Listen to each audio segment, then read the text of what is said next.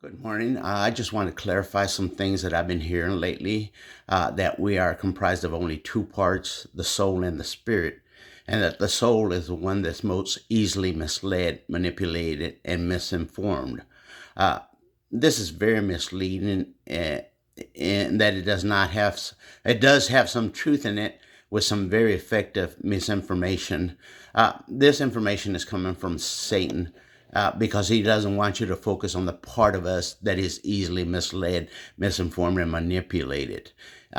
In saying that we are composed of only a spirit mind and a soul mind completely leaves out the part of us that is pretty much open to all those things. Um, we are made up of three distinct parts that work in unison when we are in this life. They are the body, which is the flesh, the soul, and the spirit. And they all have their own minds or brains.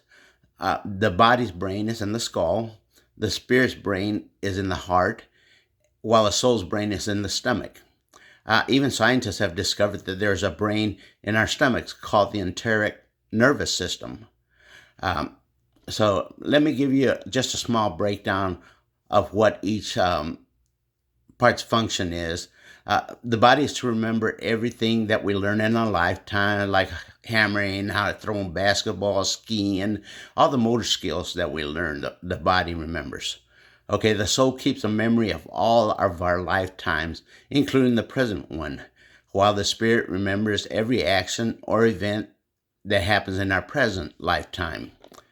Um, Now, they're refusing to acknowledge the very part of us that all of us can for certainty say exists. We can touch, see, feel, and smell the body. We cannot do that to the soul or the spirit. Uh, they are very precious few in this life that can see the spirit, and no one in this life can see the soul.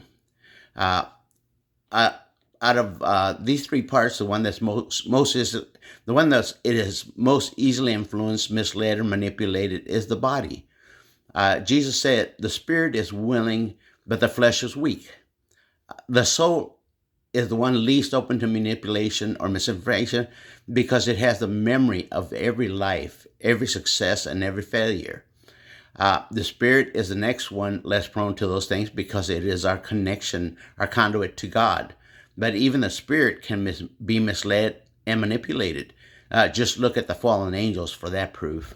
Um, God says to not to worry about the ones that can destroy the body, but instead worry about the ones that can destroy the body and the soul at the second death. I know the Bible nowadays says hell. That is inaccurate. The spirit is not included in this.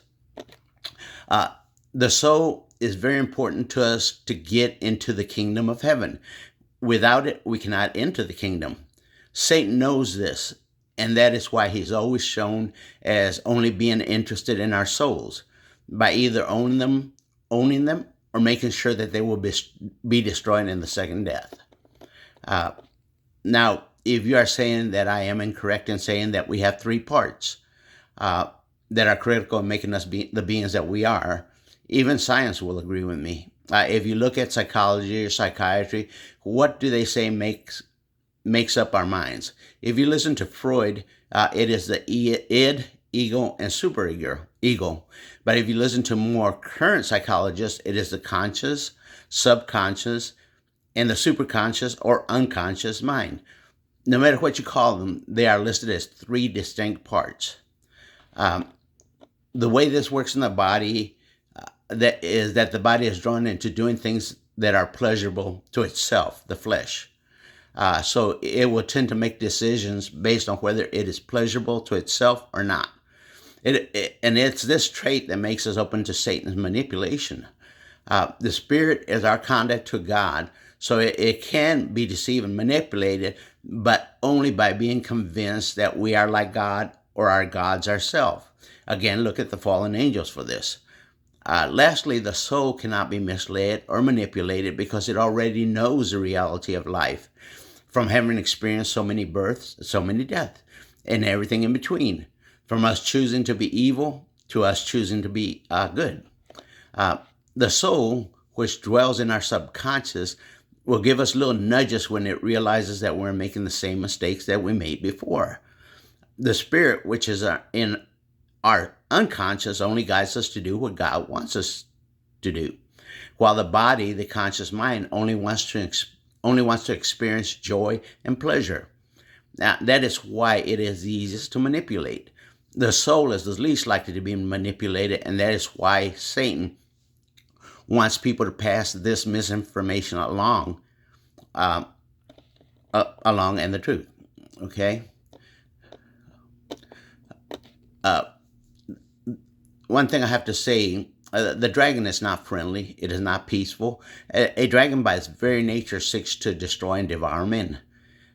Now, if someone comments that they want to know more about the soul and why Satan wants it, I will make a video on that topic. Well, that's all I have. Y'all have a good day. Bye.